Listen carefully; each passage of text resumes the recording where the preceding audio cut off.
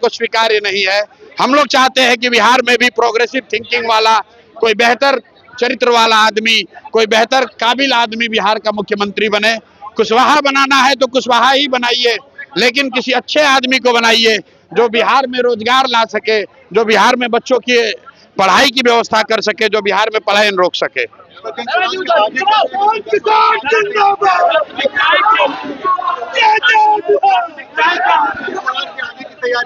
प्राथमिकता ये है कि अगले 3 महीनों में बांकीपुर में आपको विजिबल चेंज दिखेगा, लेकिन उसके लिए हमको 3 महीने का समय देना होगा। और मेरी कोशिश होगी कि अगले 1-2 वर्षों में बांकीपुर को आदर्श विधानसभा के तौर पर रखा जाए, ताकि बिहार के जो 242 विधायक हैं उन पर भी लोकतांत्रिक दबाव बने कि एक चुना हुआ प्रतिनिधि अपने लोगों के लिए क्या कुछ कर सकता है। अगर ये हम लोग को उनके लिए सेट करना है पैमाना, तो मुझे और ज़्यादा मेहनत करने की जरूरत है। और अगले 3-4 महीनों में आप देखेंगे, और निश्चित तौर पर आने वाले 1 से 2 साल में बांकीपुर में आपको वो चीज दिखेगी कि अगर ईमानदारी से कोई प्रयास करे तो निश्चित तौर पर लोगों की जिंदगी में फर्क लाया जा सकता है। प्रशांत जी, क्या विपक्ष के चेहरा भी के तौर पे भी लोग आपको देख रहे हैं? भाई देखिए, मेरे दरवाजे बांकीपुर के लोगों के लिए ही नहीं, पूरे बिहार के हर उस व्यक्ति के लिए खुले हुए हैं जिसका ये भरोसा है कि प्रशांत किशोर या जन उनकी कुछ मदद कर सकते हैं। हम लोग की आवाज अभी आज एक विधायक की ही है, लेकिन जब विधायक नहीं थे तो भी पूरे बिहार में जहां पर भी व्यवस्था से लोग पीड़ित थे उनकी आवाज उठा रहे थे, और अब उसको और मजबूती से उठाएंगे। लेकिन इसके साथ साथ एक बात आज की जीत के लिए जरूर कहेंगे, जितने भी युवा साथी हैं जो लोग राजनीति में आना चाहते हैं, जो ये समझते हैं कि बिहार में जातियों का बंधन नहीं तोड़ा जा सकता है, जो ये समझते हैं कि बिहार में 2 धारा से अलग राजनीति नहीं हो सकती है, उनके लिए बांकीपुर का परिणाम एक बहुत बड़ा आईना का काम करेगा कि अगर आप 2-3 साल मेहनत करें, अगर आप मेहनत करें तो लोग, हर जाति, हर वर्ग के लोग, हर दल और हर विचारधारा के लोग आपकी मदद करते हैं। मैंने देखिए बांकीपुर में कोई ऐसा बड़ा काम नहीं किया है, लेकिन 30 दिन के प्रयास में 30 साल का भाजपा का किला ढहा है। उसकी एक वजह यह रही है कि 3-3.5 बरस जो मैंने प्रयास बिहार में किया है, बांकीपुर की जनता ने कहीं ना कहीं उसको देखा है, और उसी काम को देखकर ये भरोसा जताया है। तो मैं बिहार में युवाओं से, खासकर ऐसे लोगों को जो राजनीति करना चाहते हैं, उनको ये बताना चाहता हूं कि अगर प्रशांत किशोर ये कर सकते हैं तो आप भी अपने विधानसभा क्षेत्र में कर सकते हैं। जरूरत इस बात की है कि अगले 3 बरस 4 बरस आंख बंद करके लोगों के बीच रहिए, लोगों के साथ काम कीजिए, जाति, धर्म, नेता, समीकरण सब भूल जाइए। अगर 3 साल 4 साल आप मेहनत करेंगे, जनता हर हालत में आपको जिताएगी, कहीं कोई रोक नहीं सकता। पंचायतों में भी आप कैंडिडेट देंगे प्रधान जी? वो पहले से निर्णय हुआ है कि सभी जिला परिषद क्षेत्र में और वार्ड स्तर पर जनसुराज दलगत आधार पर चुनाव लड़ाएगा। हम लोग का नया दूसरा जो लक्ष्य है अभी कि सभी जिला परिषदों को जनसुराज का वहाँ बैनर पताका फहराए, जनसुराज के लोग जीत कर आए और जिला परिषद के चेयरमैन बने, ये पार्टी का लक्ष्य है।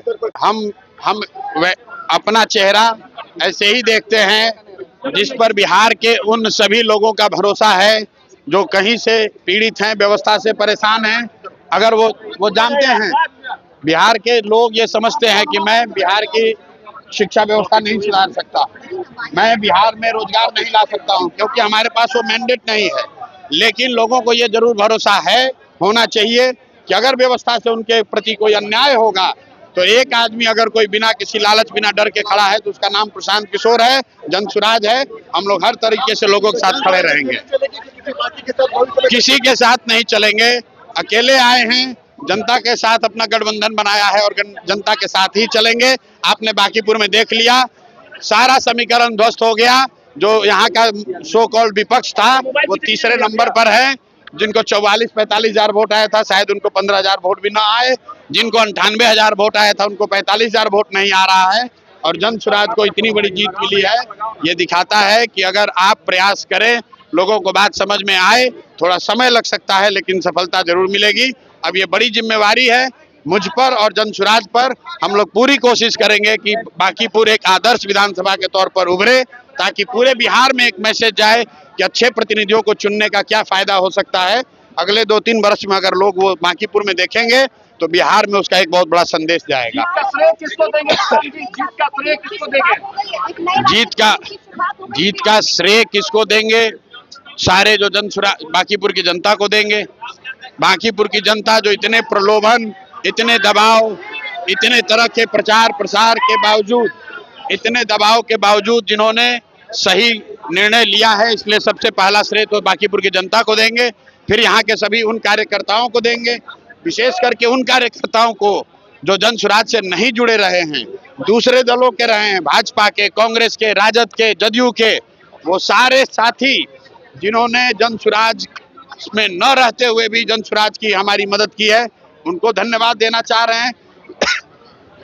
उसके बाद जन स्वराज के हम अपने सभी साथियों का, कार्यकर्ता नेताओं का धन्यवाद कर रहे हैं कि उन्होंने रात दिन मेहनत की है और 25-26 दिनों में भाजपा के 30 साल के गढ़ को पूरी तरीके से ध्वस्त किया। कुछ ही महीने पहले जिस सीट को करीब 60,000 मतों से, 58,000 मतों से वो जीते थे, और जीतने वाले व्यक्ति को मोदी जी ने, भाजपा के नेतृत्व ने बिहार देश का अपने पार्टी का अध्यक्ष बनाया है, जो बिहार के लिए गौरव की बात है। हर वो संभव कोशिश करेंगे कि उनके जीवन में जो कुछ भी बेहतरी लाई जा सके वो किया जाएगा। जो लोग चुनाव हार गए हैं उनको भी अपनी ओर से बधाई दे रहे हैं। लोकतंत्र है, चुनाव में हार जीत लगा रहता है, लेकिन बांकीपुर का जो चुनाव था, ये चुनाव विधायक बनाने के लिए नहीं बना हुआ था। ये पहले दिन से हम लोग कह रहे थे कि बांकीपुर का चुनाव विधायक चुनने के लिए नहीं है, ये बिहार में भाजपा एनडीए की जो सरकार है उसका जो नेतृत्व है उस पर निर्णय लेने के लिए ये चुनाव हो रहा है। और बांकीपुर की जनता ने बड़ा स्पष्ट ये अपनी ओर से और बिहार के लोगों की ओर से ये मत दिया है कि भाजपा के केंद्रीय नेतृत्व को ये सोचना चाहिए, विचार करना चाहिए और बिहार के हित में, बिहार के बच्चों के हित में, बिहार में एक अच्छे व्यक्ति को, चरित्रवान और काबिल व्यक्ति को बिहार की कमान सौंपनी चाहिए। बिहार में हर हालत में शिक्षा हो, रोजगार हो, पलायन रुके, यही संदेश मैं इस जीत में देखता हूं।